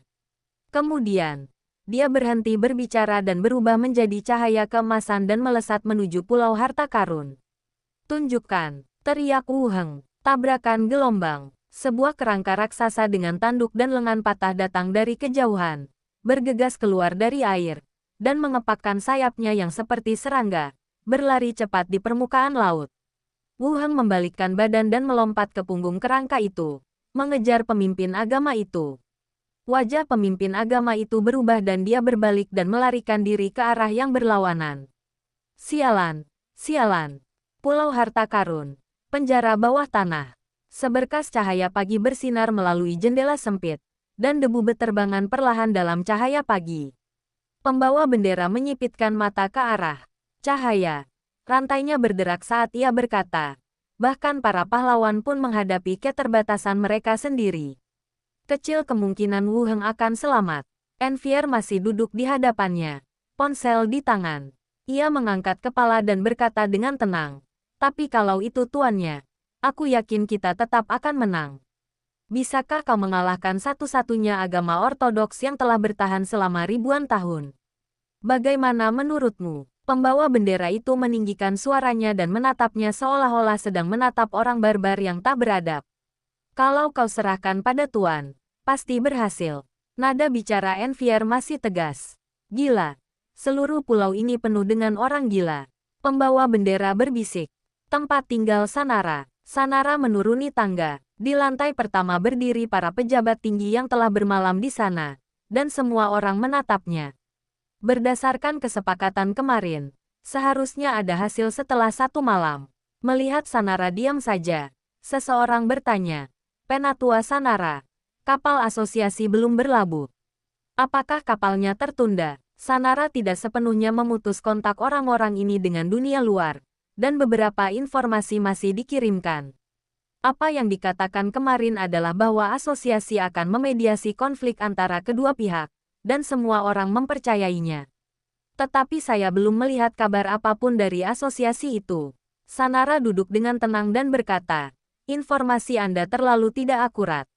Saya punya informasi yang lebih akurat. Kapal asosiasi telah memasuki Laut Zamrud dan akan segera melaporkan kembali." "Nyata, mengapa aku harus berbohong padamu?" kata Sanara. "Kapan masalah ini akan terselesaikan?" Sanara melanjutkan, "Kita tunggu sampai siang. Baru kita semua bisa pergi dari sini." Semua orang saling memandang dan setuju. "Oke." Asosiasi. Studi Diaken. Si Lagui duduk di kursi. Si Yali menghampiri dan menuangkan teh hangat ke cangkir di depannya. "Benda apa itu yang terbang ke langit di belakang pulau tadi malam?" "Ekor apinya panjang sekali." Si Lagui mengambil cangkir teh dan menyesapnya. "Mungkin itu senjata rahasianya. Dia selalu menghasilkan hal-hal yang aneh dan menakjubkan. Kelihatannya memang seperti jurus penyihir." Si Yali mengangguk setuju dan duduk di sebelah adiknya. Nadanya masih sedikit khawatir. "Belum ada kabar. Mungkinkah terjadi sesuatu?" Si Lagui melotot padanya dan berkata, "Apa yang kau bicarakan? Aku yakin semuanya akan baik-baik saja. Tahta suci begitu penuh kebencian sehingga bahkan asosiasi pun tidak dapat menekan mereka sekarang," kata si Yali dengan marah. "Awalnya, mereka tidak memiliki kebencian terhadap tahta suci dan tidak banyak berhubungan dengannya. Sejak Vatikan mulai memperhatikan Treasure Island, segala sesuatunya menjadi semakin bermasalah. Sekalipun tidak terjadi apa-apa di Treasure Island, Vatikan akan terus menimbulkan masalah, termasuk membangun gereja, ksatria Vatikan, dan membobol ruang bawah tanah untuk membunuh warga sipil tak berdosa di pulau itu. Hal ini benar-benar mengubah pandangan para suster terhadap Vatikan. Namun aku hanya bisa mengutuk mereka di belakang mereka. Siali melihat keluar jendela dan bertanya, mengapa dia belum kembali? Di antara laut dan langit, dua seberkas cahaya menembus kabut pagi. Satu di depan dan satu di belakang. Jubah pemimpin agama itu compang camping, dan setiap napas yang dihirupnya berbau darah. Ia melihat sekilas sosok di punggung kerangka di belakangnya, dan giginya bergemeletup. Wu Heng, kau gila. Kalau kita terus bertarung, kita berdua akan menderita. Jawabannya adalah panah air yang menembus ombak. Wu Heng duduk di punggung kerangka yang berkilau. Kulitnya yang hangus pulih dengan kecepatan yang terlihat oleh mata telanjang. Ada pula kerangka melompat yang mengikutinya dengan sayap mengepak, sambil memegang belati di satu tangan. Dia mengetuk pelan tombak perunggu di tangannya, dan bilah-bilah air yang tak terhitung jumlahnya tiba-tiba muncul dari laut. Saidu berbalik dengan tergesa-gesa, dan pedang suci itu menebaskan bilah cahaya sepanjang 100 meter. Kerangka itu berbelok tajam, tubuhnya menyapu bilah pedang yang berkilauan itu, dan angin kencang yang ditimbulkannya membajak parit-parit yang dalam di permukaan laut. Wu Heng berteriak, kau pahlawan agama, tapi sekarang kau seperti anjing tersesat. Apa kau tidak malu? Kau tak tahu malu. Tapi apakah tahta suci juga tak tahu malu? Kalau tahta suci saja tidak mau, bukankah Tuhan juga? Nah, bagaimana dengan para petinggi? Lilith menyebutkan bahwa kita sebaiknya menghindari pembicaraan mengenai hal ini. Jadi kami mengubah alamatnya untuk sementara. Untuk menghindari situasi yang tidak terduga saat ini. Kamu pengkhianat dan pemberontak, umpat pemimpin agama itu dengan keras. Darah merembes keluar dari giginya saat dia menggigitnya. Dan dia mempercepat langkahnya lagi. Kulit yang rusak di tubuh Wu Heng juga mulai sembuh. Dan dia hanya ingin memikirkan kata-kata untuk terus memarahinya. Tiga hantu menyusul dari belakang. Granda berkata, kami telah menelan jiwa paus. Dan kondisi kami telah banyak pulih. Benny melayang ke sisi lain. Wu Heng, apa kabar? Aku baik-baik saja. Aku hanya mengalami luka ringan di kulitku. Dan aku sedang dalam masa pemulihan. Wu Heng merasa lega ketika melihat ketiga hantu itu dalam kondisi baik. Xiao Xiao berbaring telentang. Menangis. Paman, sakit. Paman tidak boleh mati. Aku baru saja punya ayah. Sudah kubilang. Ini hanya luka dangkal. Lanjut Wu Heng. Aku pahlawan. Xiao Xiao. Jangan khawatir. Nanti juga akan baik-baik saja. Oh, aku senang kamu baik-baik saja. Xiao Xiao mengangguk. Meskipun agak tragis, situasi saat ini masih baik. Ketiga hantu itu tidak dalam bahaya. Dan kedua kerangka level 20 juga tidak terluka. Tulang-tulang yang patah bisa disambung kembali nanti. Selama kamu belum mati, itu bukan masalah besar. Saya penasaran apa yang terjadi di Treasure Island. Philippa biasanya sedikit lebih bersemangat, tetapi dia selalu mengerjakan tugas yang diberikan kepadanya dengan cukup baik. Mengandalkan meja pasir giok, seperti memainkan permainan dari sudut pandang dewa. Seharusnya tidak ada masalah dalam menghadapi sisa armada yang mendekat. Tapi sekarang dia tidak bisa kembali. Yang terpenting adalah membunuh pemimpin agama di depannya. Saya tidak percaya dia bisa membunuh begitu banyak pahlawan tahta suci. Itu kapal asosiasi. Benny tiba-tiba berteriak. Di kejauhan, armada kapal menerobos ombak. Dan bendera-bendera asosiasi berkibar-kibar di tiang-tiang kapal. Saidu tertawa terbahak-bahak, tawa yang meledak-ledak, membara dengan semangat saat ia bergegas menuju armada. Cepat hentikan dia, dia sudah gila. Dengan teriakannya yang keras, ia langsung menarik perhatian semua orang di perahu. Sambil menatap tajam ke arah ujung kejauhan, aku melihat beberapa sosok mendekat dengan cepat seakan-akan mengejarku. Semakin dekat Anda dapat melihat sosok itu dengan jelas. Pada saat yang sama, mereka semua menunjukkan ekspresi ngeri dan tidak percaya. Jubah pemimpin agama yang berlumuran darah itu terbang ke arah ini, dan di belakangnya ada beberapa sosok yang mengejar dari dekat. Apa? yang sedang terjadi? Bukankah asosiasi ini ada untuk menghentikan Vatikan dan menyelamatkan Wu Heng? Bagaimana yang lolos itu adalah pemimpin agama? Bagaimana dengan armada Vatikan? Bab 954 Petualangan Hutan. Di tengah keheranan dan perbincangan yang lain, pemimpin masyarakat Hongwen dan pemimpin para pemburu berjalan keluar kabin dengan cepat. Saat semua orang melihat ke atas, mereka melihat dua sosok berkejaran dan bertabrakan antara laut dan langit. Seperti meteor, pemimpin agama yang terkepung, Saidu, terbang di udara di depan. Jubah emasnya terkoyak-koyak, meninggalkan noda darah di jejaknya. Di belakangnya ada sosok hangus mengendarai tengkorak, berlari kencang ke arahnya. Dengan daging dan darah baru mendorong kulit mati, seperti iblis yang terlahir kembali dari api. Wu Heng menang. Sekarang mereka bahkan memburu Saidu. Ekspresi pemimpin elf menunjukkan keterkejutan dan ketidakpercayaan. Sementara ekspresi pemimpin kurcaci lebih rumit. Selain keterkejutan yang sama, ada juga gertakan gigi karena kehilangan benda langka itu. Sejarah tahta suci sudah terlalu panjang. Meskipun asosiasi ini yang memegang kendali sekarang, mereka hampir tidak mampu menekan tahta suci dan memaksa mereka bertindak sesuai aturan. Dan di hadapan kita terdapat tahta suci yang berusia 1000 tahun, satu-satunya agama ortodoks di dunia. Setelah mendeklarasikan perang suci, ia dikalahkan oleh seorang ahli nujum yang baru saja menjadi pahlawan. Apa yang kita lihat hari ini niscaya akan meninggalkan jejak yang signifikan dalam sejarah semua kelompok etnis.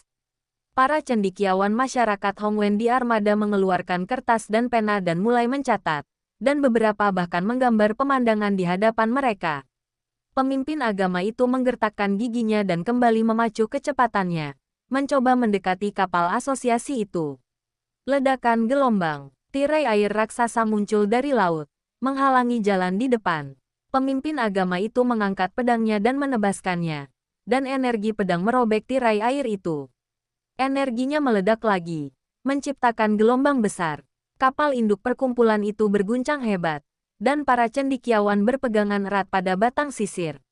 Wu Heng menginjak punggung kerangka itu, dan daging baru di tubuh hangus itu menggeliat seperti magma. Saidu, apa kau sudah kehilangan sedikit pun harga dirimu? Pemimpin agama itu mendengus dingin dan berteriak kepada armada. Claudio, Bruno, Wu Heng telah membunuh anggota gereja. Perilakunya pantas disebut sekte. Bantu kami membunuhnya. Sebelum ia selesai berbicara, suara Wu Heng terdengar. Saidu sedang mencoba mencelakai pemimpin asosiasi dan memulai perang. Tolong, kedua pemimpin, ikuti aku untuk membunuh para penjahat itu. Ya ampun, mereka berdua adalah pemimpin, dan keduanya meminta bantuan untuk membunuh satu sama lain. Ini dapat dianggap sebagai perintah internal. Saat mereka saling menuduh, panah air melesat dari langit dan bertabrakan dengan energi pedang emas, menyebabkan serpihan ledakan. Cukup, Wu Heng. Apa kau masih mau jadi musuh perkumpulan? Teriak pemimpin agama itu lagi. Wu Heng mengacungkan tombak di tangannya, dan kerangka itu melesat maju dengan lebih dahsyat, berkata dengan suara dingin. Kalau aku yang melarikan diri hari ini, apa kau akan membiarkanku pergi? Aku sudah menjadi pahlawan. Dan kau mengincarku kemana-mana. Kau benar-benar mengira aku mudah ditindas. Sekarang kau takut, tapi sudah terlambat. Hanya dengan sedikit kesombongan. Apa kau benar-benar berpikir kau bisa menandingi kekuatan tahta suci? Pemimpin agama itu menggertakkan gigi dan melirik ke belakang. Matanya penuh kebencian. Saat kedua pria itu mendekat, akibat pertempuran mulai memengaruhi armada. Sihir itu menembus lambung kapal. Dan gelombang udara yang disebabkan oleh ledakan itu membuat kapal bergoyang lebih hebat lagi. Para profesional biasa di kapal dipenuhi kesedihan. Beberapa orang berpegangan pada tiang kapal, sementara yang lainnya berguling-guling di dek. Cukup, mau sampai kapan kau terus membuat masalah? Teriak pemimpin perkumpulan Hongwen. Jubahnya berkibar. Dua sangkar tembus pandang dengan cepat terbentuk di udara, mencoba menjebak kedua orang secara terpisah. Tubuh pemimpin agama itu berubah menjadi tubuh yang memiliki atribut cahaya, lagi, dan teleportasi Wu Heng muncul melalui sangkar, dan dia melompati sangkar dengan kerangka di bawah kakinya. Pemimpin masyarakat Hongwen memegang harpa di tangannya. Ia memetik senarnya dengan jari-jarinya, dan sesosok perempuan ilusi muncul.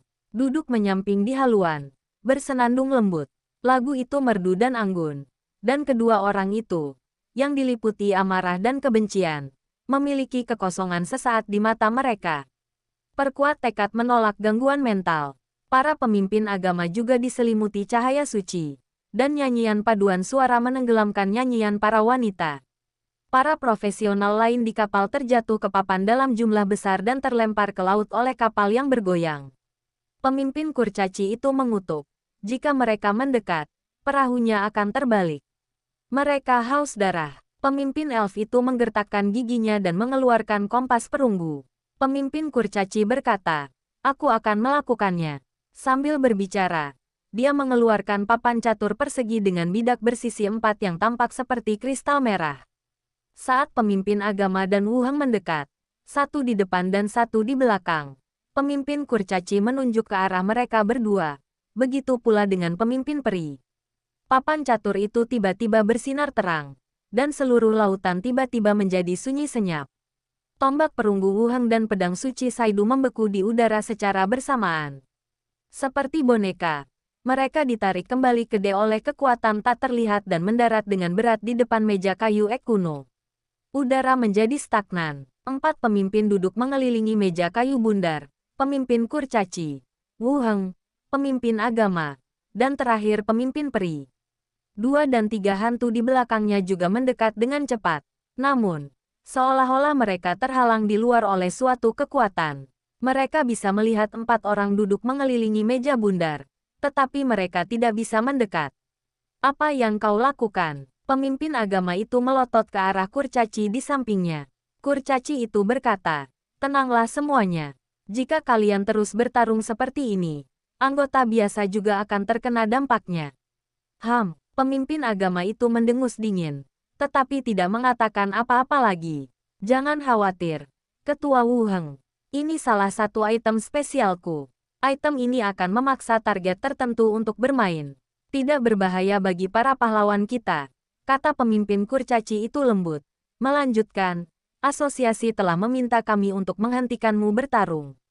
Sekarang saat yang tepat untuk menenangkan diri dan mengobrol. Dibandingkan terakhir kali mereka berdua bertemu, kata-kata pemimpin kurcaci itu lebih sopan kali ini. Tentu saja, semuanya tergantung pada kekuatan lawan bicara." Setelah Wuheng memastikan bahwa dia tidak bisa melepaskan diri, matanya tertuju pada benda aneh yang disebutkan oleh kurcaci itu. Papan permainan Gigax barang tidak biasa. Efek, memaksa 25 orang untuk berpartisipasi dalam permainan. Efek samping, menanggung konsekuensi permainan. Deskripsi, siap untuk permainan yang seru. Permainan papan, mata Wuheng menyipit. Selain gaya yang konsisten dengan dunia ini, aturan dan fiturnya sangat mirip dengan permainan papan modern. Selain Wuheng, para pemimpin peri dan pemimpin agama tampaknya lebih akrab dengan benda aneh ini dan tidak menunjukkan kelainan apapun. Pada saat ini, seorang pria parubaya muncul di satu-satunya kursi kosong. Setelah melihat beberapa orang itu, ia berkata, "Selamat datang di papan catur takdir, petualangan hutan." Permainan dimulai, dan dadu takdir mulai bergulir. Begitu kata-kata itu terucap, dadu di meja mulai bergulir. Setelah 2 atau 3 detik, dadu berhenti dan angkanya berhenti di 4. Di papan catur, 4 pria kecil yang tampak sangat mirip dengan keempat orang tersebut berjalan lurus ke depan 4 kotak. Di tengah semak belukar yang lebat, 5 raksasa gemuk tengah duduk di atas batang pohon tumbang, sambil mengaduk-aduk panci besi kosong dengan jari-jari mereka yang tebal. Krak, kurcaci yang ceroboh itu menginjak dahan dan mematahkannya. Para raksasa menatapnya dengan gembira dan rindu. "Para petualang, kalian sedang terlibat dalam pertempuran melawan ogre. Kekuatan 42 akan kebal terhadap kerusakan." Wuheng menatap kurcaci itu, yang tersenyum dan berkata, "Beberapa karakteristik permainan ini, dan juga prasangka terhadap kurcaci, adalah bahwa kami, para kurcaci, lebih berhati-hati daripada kebanyakan ras di alam liar." "Saya mengerti." Wuheng mengangguk. Di papan catur, patung-patung mini beberapa orang terlibat dalam pertempuran dengan beberapa raksasa yang muncul. Kurcaci itu melanjutkan, Tidak masalah jika kekuatanmu tidak 40. Artefak ini tidak cukup kuat untuk memengaruhi sang pahlawan, dan akan pulih meskipun menerima beberapa kerusakan. Wu Heng juga memahami mekanisme permainan, yang berarti bahwa keadaan darurat dalam permainan ditentukan berdasarkan atribut pemain itu sendiri. Mereka semua adalah pahlawan dan kerusakan apapun yang mereka derita di sini akan diganti.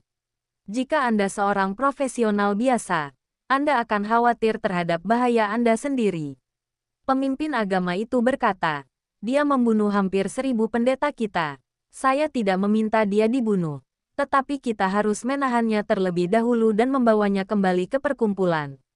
Wu Heng mengangkat kepalanya. Lalu apa yang kau dan 1000 pendetamu lakukan di Laut Zamrud?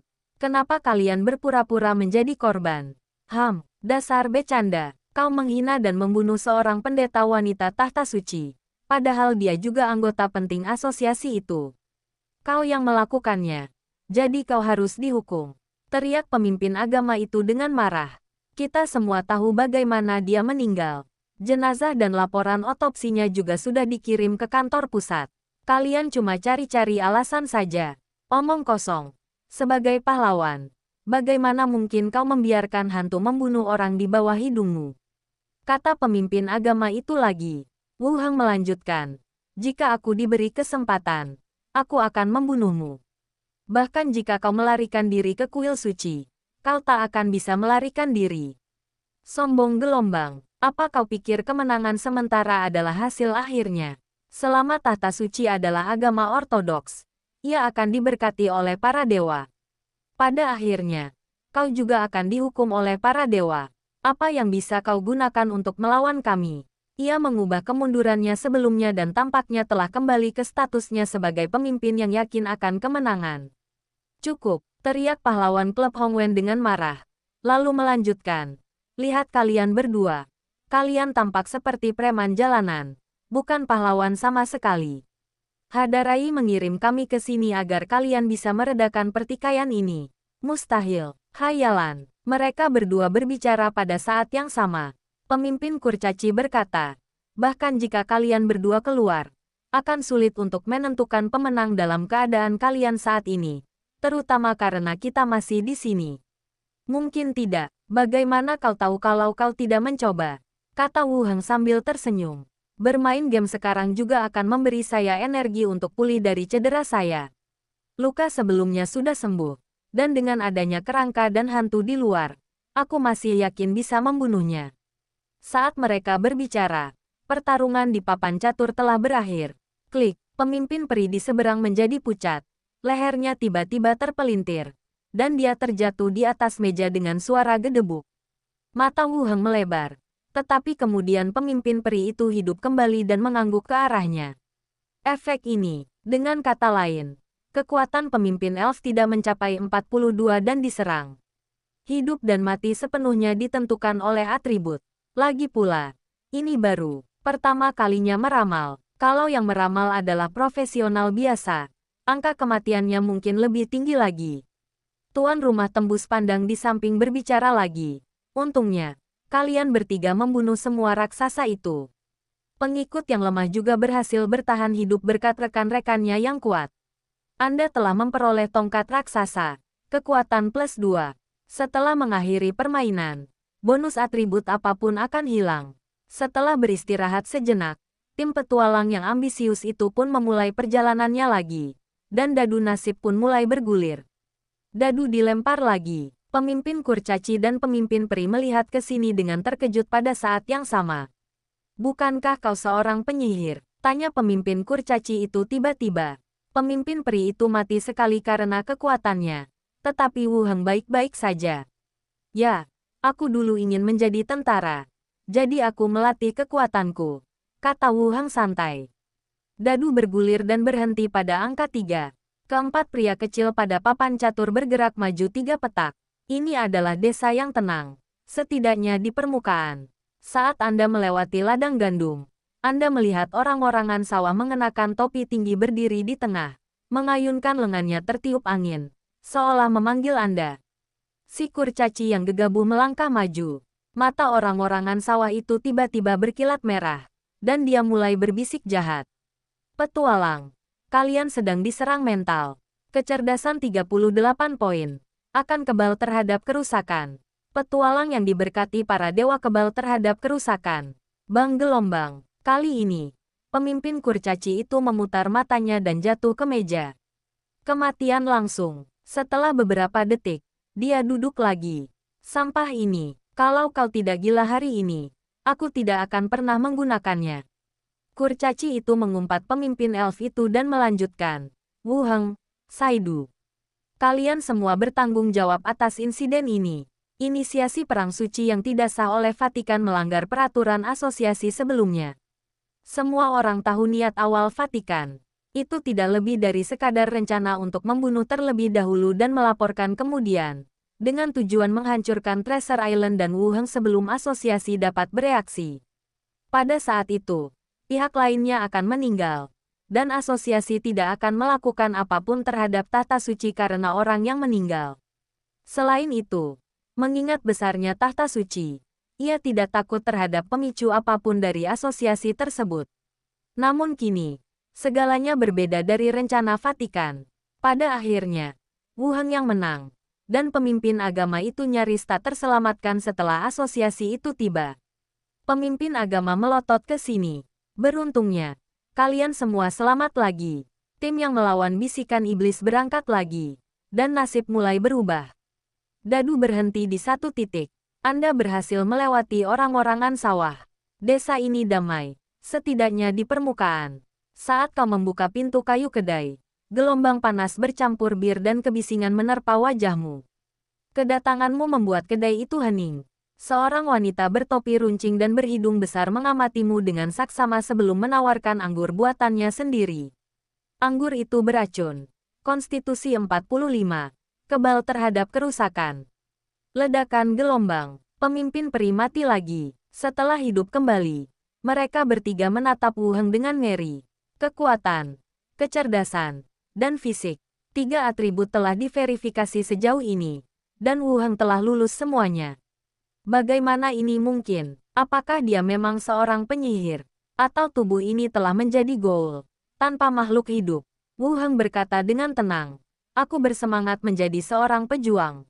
Sambil melatih kekuatanku, fisikku pasti akan meningkat juga. Ini wajar, kan? Brengsek, hantu itu normal. Kamu seorang penyihir. Oke. Pemimpin elf itu melanjutkan. Kalian tidak bisa terus bertarung. Nyatakan syarat kalian dan akhiri lelucon ini. Begitu banyak di antara kita yang meninggal. Dan inikah akhirnya? Kata pemimpin agama itu dengan enggan. Wu Heng juga berkata, asosiasi harus tetap netral. Tentu saja, sulit untuk mengatakan siapa yang benar atau salah dalam masalah ini. Kedua pemimpin harus kembali dan kita akan menyelesaikannya sendiri. Tatapan mata pemimpin agama itu tertuju dan ekspresinya langsung berubah. Jika mereka berdua pergi, atau jika permainan berakhir, Wu Heng akan tetap melawannya sampai mati. Lagi pula, cedera sebelumnya sudah hampir pulih, dan aku mungkin benar-benar mati di sini. Kita semua adalah pemimpin perkumpulan. Kita harus selalu bersikap netral, kata pemimpin agama tersebut. Anggur beracun itu tidak berpengaruh, dan kamu dan orang-orang di kedai mulai saling berhadapan. Bayangan di samping terus berkata, lihat. Pemimpin elf itu memandang Wu Heng dan berkata, katakan padaku syaratmu. Bagaimana mungkin kita tidak melanjutkan masalah ini? Sederhana, biarkan jenazah Saidu tetap di sini dan lupakan masalah ini. Bab 955 Permainan Aneh. Pemimpin agama itu menatapnya dengan saksama. Suaranya menusuk melalui giginya. Apakah kau pikir kau dapat membuat gereja tunduk dengan mengancamku? Itu bukan ancaman. Itu fakta. Wu Heng melanjutkan bicaranya kepada dua orang lainnya. Aku tahu kedua pemimpin ingin menyelesaikan konflik mereka. Tetapi situasinya sudah mencapai titik ini. Dan pada dasarnya tidak ada cara untuk menyelesaikannya. Jika aku melepaskannya, aku hanya akan menunggu pembalasan dendam berikutnya. Asosiasi tersebut mengatur agar kedua pemimpin datang ke sini untuk menyelesaikan konflik antara kedua pihak. Namun paus kedua meninggal di tangannya sendiri. Jika Philippa baik-baik saja, armada di sekitar Laut Zamrud pasti sudah tenggelam. Membiarkan pemimpin agama kembali adalah seperti membiarkan harimau kembali ke gunung. Dia akan datang lagi lain kali. Saidu, bisakah kau menjamin bahwa setelah kau kembali, kau tidak akan menyimpan dendam tentang masalah ini dan berpikir untuk membalas dendam pada Pulau Harta Karun dan Wu Heng? Tanya pemimpin elf itu langsung. Dada pemimpin agama itu berdebar kencang saat ia menyampaikan kepastian ini. Itu seperti pecundang yang memohon pada pihak lain agar melepaskannya. Dia adalah pemimpin. Pemimpin agama yang dihormati semua orang. Namun dia harus membuat janji kepada orang-orang kafir.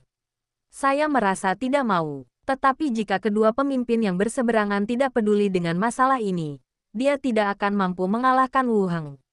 Dia menarik napas dalam-dalam beberapa kali dan berkata dengan suara berat, "Saya bisa menjamin." "Aku tidak percaya," jawab Wu Heng cepat. Mata pemimpin agama itu terbelalak dan wajahnya langsung memerah. Tuan rumah yang tembus pandang itu berbicara lagi dengan suara berat. Trik terkutuk anggur beracun tak mampu menipu tim petualang yang telah berpengalaman. Pertempuran sengit pun terjadi dengan para penjahat di kedai. Kekuatan 45. Kekebalan terhadap kerusakan. Aha, Tuan Peri di tim itu sekali lagi terseret oleh lengannya yang kurus dan dimasukkan ke dalam tong bir oleh para penjahat itu.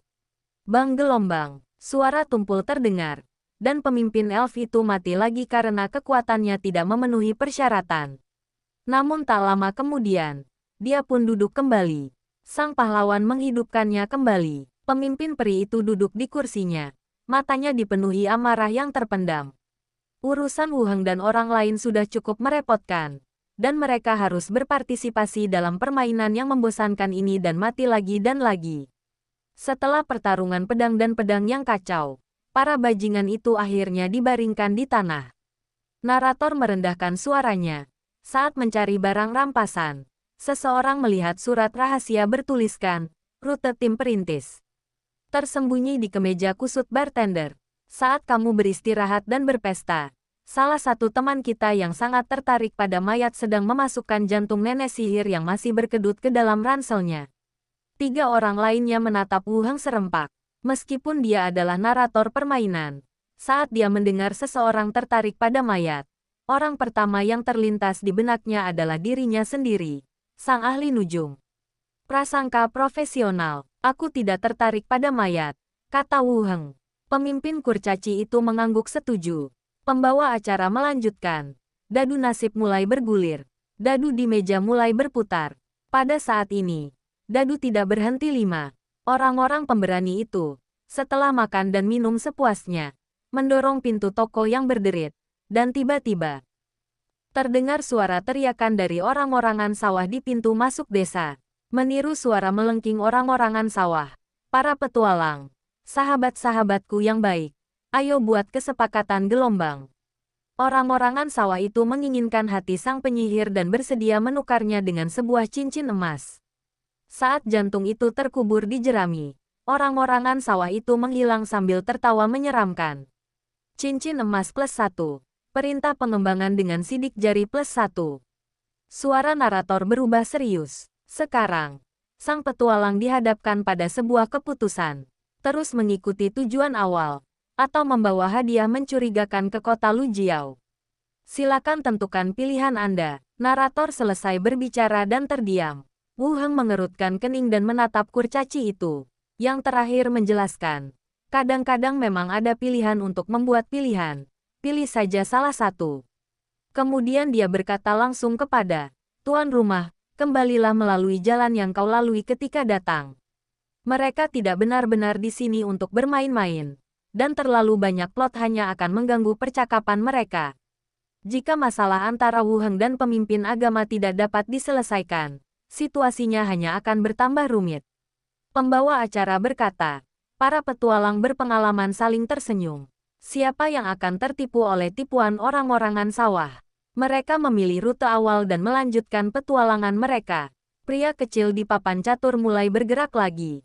Bergerak maju sepanjang rute yang digambar oleh titik merah. Mereka berempat kembali ke topik sebelumnya. Pemimpin peri itu menatap Wu Heng dan berkata dengan suara berat, "Wu Heng, asosiasi sudah campur tangan dalam masalah ini. Jadi kami tidak bisa membiarkanmu membunuh Saidu. Mari kita bawa dia kembali dulu." Setelah itu, kita akan selidiki masalah ini secara menyeluruh dan berikan jawaban yang akurat. Seperti ketika Vatikan menjebak Treasure Island terakhir kali. Pemimpin agama itu mendengus dingin. Wu Heng menggelengkan kepalanya. Tidak, jika asosiasi benar-benar memiliki kekuatan sebesar itu, Tahta Suci tidak akan berani mengirim pasukan sendiri. Aku ragu apa yang bisa dilakukan asosiasi jika aku membiarkannya kembali. Pemimpin elf melanjutkan. Aku menjanjikanmu sejumlah kompensasi untuk Pulau Harta Karun. Katakan apa yang kau inginkan. Kamilah yang paling menderita kerugian, kata pemimpin agama itu dengan marah. Vatikan menderita kerugian besar dan harus membayar kompensasi di kemudian hari. Dengan siapa saya dapat berbicara mengenai hal ini? Kurcaci itu mengingatkan. Saidu, kendalikan emosimu. Kau sudah cukup tua dan tidak setenang Wu Heng. Sisanya akan diselesaikan saat kau kembali ke asosiasi dan mengadakan rapat para pemimpin. Pemimpin agama itu berhenti berbicara, dan Wu Heng menatap orang-orang yang hadir dengan mata menyipit. Ia juga menyadari satu hal dalam hatinya. Dalam situasi saat ini, akan sulit baginya untuk membunuh Saidu. Jika Anda terlalu radikal, Anda mungkin mendorong kedua lawan ke pihak Tahta Suci. Lalu, ketika ketiga pahlawan itu bersatu, Anda akan berada dalam masalah yang lebih besar. Lalu, terlintas ide untuk menyuap kedua pria itu, hanya untuk menghentikan mereka mengambil tindakan. Dibandingkan dengan kekuatan tempur, Treasure Island memiliki kekayaan, ramuan, dan metode yang berguna untuk meningkatkan reputasi. Tetapi begitu ide ini muncul, ide itu dengan cepat ditolak. Mereka berempat terpaksa bermain di papan catur, tetapi orang-orang di luar masih bisa melihat dan mendengar apa yang terjadi di sini. Dengan begitu banyak orang di asosiasi yang menonton, pihak lain pasti tidak akan menyetujui suap terang-terangan saya. Wu Heng tiba-tiba ingin membahas sesuatu dengan penasihat militer hantunya, tetapi dia terisolasi di luar dan tidak dapat berkomunikasi. Tampaknya kita harus mencari cara lain dan membunuh pemimpin agama itu. Atau Anda bisa melemparkan rudal lain ke arahnya. Tetapi rudal itu tetap tidak dapat membunuhnya. Jadi Anda membutuhkan pahlawan untuk menghabisinya. Bagaimana menurutmu? Apa kau tidak percaya pada janji asosiasi? Sang pemimpin elf mengingatkan lagi. Wu Heng mengangkat kepalanya lagi dan menatap orang itu. Tebusan untuk seorang pahlawan pasti cukup tinggi, kan? Saya mendengar kata tebusan. Pemimpin agama itu hampir kehabisan napas dan wajahnya memerah. Pemimpin elf berkata langsung, 2 pahala tingkat pertama, 500.000 koin emas. Asosiasi akan membantumu memeriksanya dan akan dikirimkan kepadamu dengan lancar. Tingkat prestasi pertama mewakili benda langka atau buku keterampilan. Lagi pula, 500.000 emas memang bukan jumlah yang sedikit. Saya merasa seperti bisa membeli sebuah kerajaan. Wu Heng langsung menaikkan harganya. Saya menerima 500.000 koin emas, tetapi saya menginginkan 5 pahala tingkat pertama. Gereja tidak diizinkan membangun gereja di wilayah sekitar Laut Zamrud dan wilayah yang saya kelola. Saya juga harus dapat mengakses informasi dari perkumpulan Hongwen dan pembisik rahasia kapan saja. Mata ketiga orang lainnya langsung menyipit. Persyaratannya tampaknya telah dipikirkan sebelumnya. Bahkan disebutkan bahwa gereja-gereja tidak boleh dibangun di sekitar Laut Zamrud, dan juga menyebutkan hak informasi masyarakat Hongwen dan pembicara rahasia. Aku bisa menjanjikan 5 pahala tingkat pertama. Mengenai informasi tentang masyarakat Hongwen dan para pembisik, kita harus mengadakan rapat para pemimpin untuk memutuskan. Pemimpin elf itu terdiam sejenak sebelum melanjutkan. Masalah ini bisa didiskusikan secara terpisah.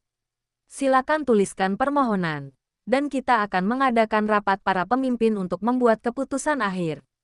Semua informasi umum tentang Hongwen Society telah dikirim ke Treasure Island. Apa yang diinginkan Wu Heng adalah beberapa informasi yang tidak dipublikasikan.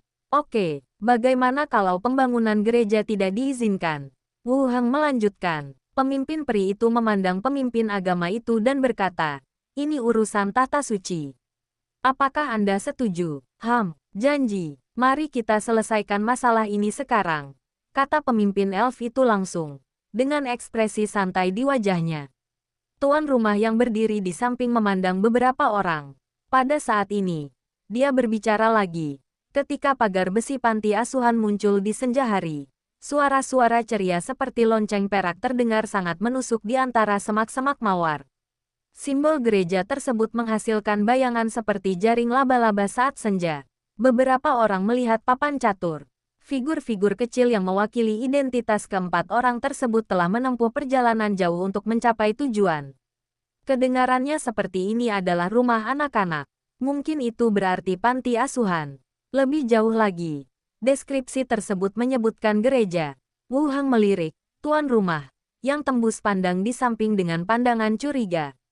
Kepala sekolah, berdiri di balik pintu, bersandar pada tongkat, matanya yang berawan mengamati Anda. Dia mengenali identitas pendeta dalam kelompok itu dan, setelah memastikan bahwa kalian bukanlah bandit yang membawa tongkat, dia dengan hangat menyambut kalian. Sambil menuntunmu ke panti asuhan, aku menjelaskan bahwa ada setan di dekatmu dan kamu harus berhati-hati. Semur yang mengepul dan roti segar segera memenuhi meja panjang itu. Setelah makan malam yang lezat, sutradara dan para pendeta tim tetap tinggal. Suara narator tiba-tiba berubah serius, menirukan suara seorang pria tua. Apakah salah satu anggota timmu membuat semacam perjanjian dengan iblis? Mungkin kau harus membunuhnya malam ini, sebelum dia benar-benar tersihir. Ketiganya menatap pemimpin agama itu, yang juga mengerutkan kening. Tawaran setan, maksudmu jantung untuk cincin itu. Lanjut pemimpin kurcaci itu, kau tidak menyebutkan siapa yang melakukan pertukaran itu. Seharusnya itu merujuk pada Wu Heng dan jantung yang digalinya, kata pemimpin peri itu. Wu Heng juga mengerutkan kening, merasa bahwa permainannya menjadi sedikit berbeda. Kemudian, ia menatap pemimpin kurcaci itu lagi, bertanya-tanya apakah benda aneh ini memiliki efek khusus. Apa yang ia katakan sebelumnya tentang tidak adanya bahaya hanyalah tipuan belaka. Pemimpin kurcaci berkata, jadi, Wu Heng dalam permainan telah diam-diam membuat kesepakatan dengan iblis orang-orangan sawah. Mari kita lihat apa yang dikatakan narator. Semua informasi yang efektif datang melalui narasi. Mereka tidak punya cara untuk benar-benar menjelajahi kecerdasan di dalamnya. Hal lainnya adalah tidak seorang pun peduli dengan apa yang dikatakan Yugi sebelumnya. Karena mereka semua berdebat tentang Wu Heng dan Saidu. Setelah jeda sejenak, pembawa acara berbicara lagi. Kecerdasan pendeta dinilai tidak cukup untuk memberikan kekebalan. Wu Heng dan yang lainnya menatap pemimpin agama itu lagi. Kecerdasannya tidak memadai. Yang berarti pendeta dalam permainan itu mempercayai apa yang dikatakan kepala sekolah. Kisah berlanjut di sebelah mereka. Ketiga petualang kembali ke asrama terlebih dahulu. Dan tawa anak-anak terdengar dari sebelah. Dang-dang-dang gelombang. Terdengar suara dentuman di kusen jendela. Sang antropolog menemukan seekor gagak hitam legam berdiri di kusen jendela, memegang perkamen menguning di paruhnya. Antropolog, beberapa orang segera menyadari bahwa mereka sedang berbicara tentang Wu Heng. Profesi pendeta telah dikonfirmasi, dan dua sisanya adalah peri dan kurcaci. Menurut tuan rumah, Wu Heng adalah seorang antropolog yang gemar mempelajari mayat. Sarjana yang penasaran itu membuka jendela dan mengambil surat itu untuk diperiksa. Surat itu bertuliskan, hati-hati dengan direktur. Dia pengikut setan dan telah membunuh sekelompok pionir. Bel berbunyi, dan suara tawa anak-anak tetangga tiba-tiba terdengar serempak. Tes pesona antropolog gagal mencapai efek kekebalan. Pesonanya tidak tersampaikan. Wu Heng langsung mengerutkan kening. Dibandingkan dengan atribut-atribut penting seperti kecerdasan, kekuatan, dan fisik, pesonanya memang agak rendah. Sekarang orang di kedua belah pihak telah menerima tugas yang berbeda. Apa maksudmu? Direkturnya adalah orang yang mengkhianati rute pionir. Tanya kurcaci itu dengan suara berat. Wu Heng memilah petunjuk dan berkata, saat di kedai, kami menerima surat rahasia yang mengungkapkan rute pionir. Ini berarti keberadaan tim pionir telah dibocorkan sebelumnya. Saat kami bertukar hati dengan orang-orangan sawah, kami juga menerima sertifikat pionir berlumuran darah, yang juga membuktikan bahwa tim tersebut telah mati. Siapa yang mengirim burung gagak? Orang-orangan sawah. Tanya kurcaci itu lagi. Mungkin saja. Atau bisa jadi orang lain di dekat sini. Jawab Wu Heng. Pemimpin agama itu mencibir dan berkata, ini gedung gereja. Tidak mungkin surat itu mengatakan bahwa direkturnya pengikut iblis. Kemungkinan besar, seperti yang dikatakan direktur, ada semacam transaksi yang terjadi secara tidak sengaja selama pertukaran hati. Kalau begitu, petunjuk yang tersisa sebelumnya tidak diperlukan lagi. Apa kau pernah main game? Tanya Wu Heng balik. Pernahkah kau melihat setan di gereja? Lebih tepat dikatakan bahwa seorang sarjana yang menyukai mayat dirasuki setan. Pemimpin agama itu meninggikan suaranya. Di sampingnya, pembawa acara yang tembus pandang menyaksikan keduanya bertengkar sambil tersenyum. Lalu lanjutkan berbicara. Pintu asrama terbuka, dan sosok pendeta muncul dengan latar belakang cahaya api yang berkedip-kedip di koridor, memegang tongkat kayu raksasa yang kalian tangkap bersama. Dia berbicara dengan tegas tentang berita bahwa antropolog itu telah disihir oleh setan. Sang cendekiawan lalu mengeluarkan sebuah perkamen dan memperlihatkan teks yang menyatakan bahwa kepala sekolah adalah seorang penyembah setan. Kalian berselisih paham. Sementara si kurcaci tegak dan si peri berlengan kurus berdiri di pinggir dengan bingung. Silakan pilih tim Anda untuk pemain yang tersisa. Pertarungan akan dimulai dalam 3 menit. Keputusan pertempuran. Kekuatan. Pengatur waktu dimulai. Semua orang mengerutkan kening. Si kurcaci berkata, kenapa berbeda dari biasanya? Kali ini sangat rumit. Wu Heng dan pemimpin peri tampak hikmat. Keduanya saling berpandangan. Dan setelah mengonfirmasi, ekspresi mereka menjadi semakin buruk. Wu Heng berkata, jika mekanisme permainan tidak bisa membunuh kita, maka apakah karakter dalam permainan dianggap pahlawan? Maksudku, pahlawan bisa membunuh pahlawan. Apakah itu akan tercermin dalam permainan?